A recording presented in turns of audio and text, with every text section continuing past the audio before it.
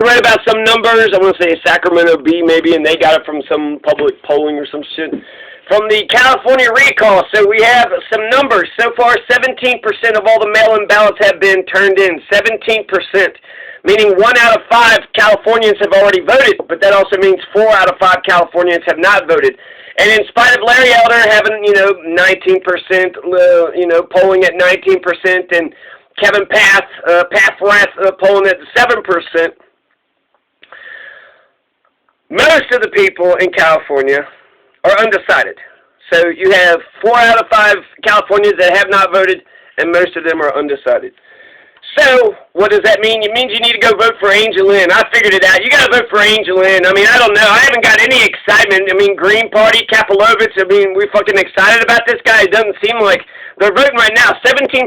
So if I can't tell who the fuck you are or where the fuck you're at on things, you have that Kapilovich, he has a website, and it's got a bunch of links to the platform. But that Angel Lynn is just a sweetheart. All you need is basically a caretaker of your government for a year. Nobody who gets elected in this fucking recall with 19% of the vote isn't going to get any of their goddamn, agenda fucking passed with these super fucking majorities. And so, therefore, all you need is a caretaker. All you need is a motherfucker that checks the box yes or no, or vetoes the legislation. All you need is a governor to sign the legislation, a governor to read the legislation. All you have to do, okay, Angel Lynn, get the polls, get the people, get the media. So when you're like, what do people think about this piece of legislation, have people weigh in and pay attention to them. I mean, I guess that's obvious, isn't it? Yeah, Roger O'Malley. So the majority of Californians have now voted. 17% have.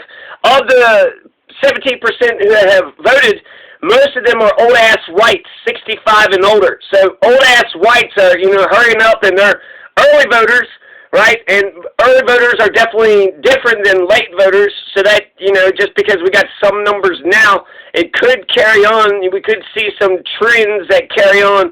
But early voters are responsible, and they get to things on time or maybe a little bit early. Late voters, well, they're kind of, either they're playing a smart fucking game, because the later that you hold your vote back, the more valuable that vote becomes. But I don't know if you can, get Larry Elder to get us universal health care just for your one vote. Okay, I'll vote for you, Larry, but you got to promise us to get universal health care. You just got to promise. Get us universal health care. That's all. Of the 17%, 54% are Democrats, 54%, and then 24% the GOP, and then 22% other. So what does that mean? That means, okay, you have GOP, right? There's 24% of the 17%, whatever, do that math, 4% maybe. So Larry Elder probably already has 4% of the vote. And then you have Democrats, 54%. Well, they're all over the place, but Kevin Paffrath might have a half a percentage point or a whole percentage point. But 54% of Democrats, so we could probably assume 75%, I don't know. I mean, because they're old ass and they're early. Okay, so they're Democrats, so that makes me want to assume that they voted no on the recall. Keep the Democrat governor. We don't want Larry Elder in there. But since they're old ass whites and they're early voters, it makes me think that they're the conservative fucking Democrats, and the old ass, early voter conservative Democrats, they all hurried up and went and voted for Larry Elder because they're excited to fucking kick the Democrats in the dick and get a conservative in there. And so part of me is like, these are great numbers, and then the other part's like, they're not so great. 54% to 24%, that's a substantial, that's, 30-point difference. GOP are usually pretty loyal to their person, so you can usually assume 24, 23%. Democrats, however, you have, I would say maybe 75% are loyal, and then maybe 25% kind of go both ways. They, hit both ways. They're bi-political party. And then there's 20%, 22% who's other. So what does that mean? That could mean anything. That could mean anything. Those are independents. And so that means, let's assume, the best and the worst. So let's assume they all go one way. They're probably split, right? But let's assume the independents went the way of the GOP and they vote to recall, that's still 46% to 54%.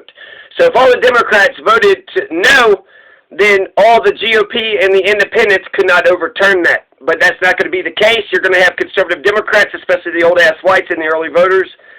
17% of California has voted, and so that means California, you need to go fucking vote. Jesus fuck. I think the 4th is when they officially start counting, and then the 14th. If I was in California, I would vote probably 7 days beforehand, or maybe a couple days, or maybe the day of. I really do like driving in person, but there's a line, and there's this, and you did the write-in or the mail-in thing for a reason. So here's actually what I like to do. I like to turn it in 2 or 3 days earlier in one of the, voter drop boxes all throughout the town. That being said, I mean, who knows? I wish they would open the votes in front of us and count the votes in front of us, but instead they do this shit behind closed doors. I've actually never seen the vote counted in front of us. That should be on camera, and that should be, live to the entire world.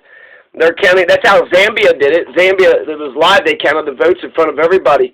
But, yeah, so, and there's some problems with democracy. I felt intimidated. I voted for Bernie Sanders in Kentucky, and very much. I was going to take a picture of it because I was proud of my fucking vote. Another good thing about mail-in ballots, you could take a picture of it, and you got a paper trail, right? You got evidence that you voted for who you voted for. But when you go to do an electronic voting machine, you push the buttons, and then it says, all right, you're done voting, and then you're like, okay, and then you walk away. No, paper trail.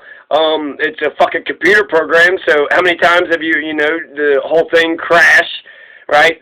Shit just crashes, and you lose all your fucking work, and then you have no way to prove it. I think that's the most important, is you don't have any receipts. So, hey, I voted for Bernie. The only way I could prove it is if nobody in that precinct voted for Bernie, then I know for sure that there were shenanigans. But they would have to be very stupid cheaters to make it that one-sided, right? So basically just have your guy win a little bit and have... So, yeah, there you go. California, you got to go vote no. And then you got to go vote for John Robert Drake or that Kapilovitz, Danny Kapilovitz, or Angel Lynn. I like Angel Lynn, I think, because it's, gut check time. It's do or die time. Angel Lynn, I like her shtick. She's got a lot of progressive planks. She wants to release the otters to protect California's coastlines, which is fucking amazing. So she's got the Release the Otters platform. There's a whole bunch of progressive planks. Check her out when you want to see what ideas these people represent. But her shtick, the way it looks like to me, is that, you know where she was born? Angel Lynn was born in Nazi Germany in a concentration camp.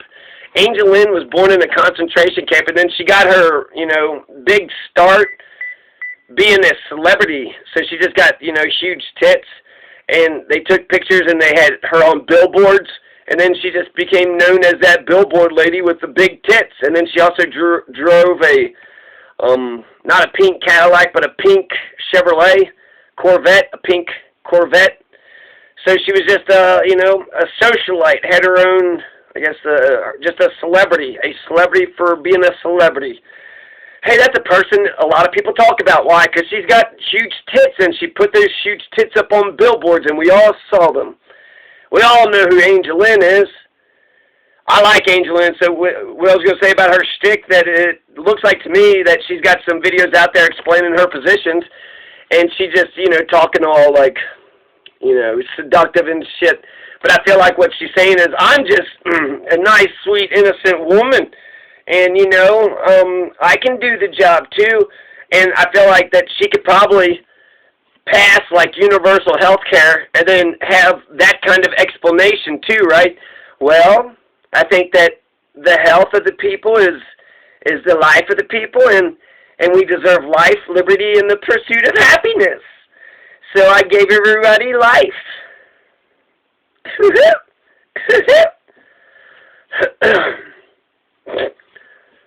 Well, I'm trying, whatever, so, I don't think she would be that bad. I think she could use common sense, right? She's been, existing 70 fucking years on the planet, so she's competent enough to not fall down and get herself hurt, and, Yeah, so fantastic, right? So what was I going to say? That I think she could run the fucking state. It'd be better than putting Larry Elder. Don't give the Republicans a fucking chance.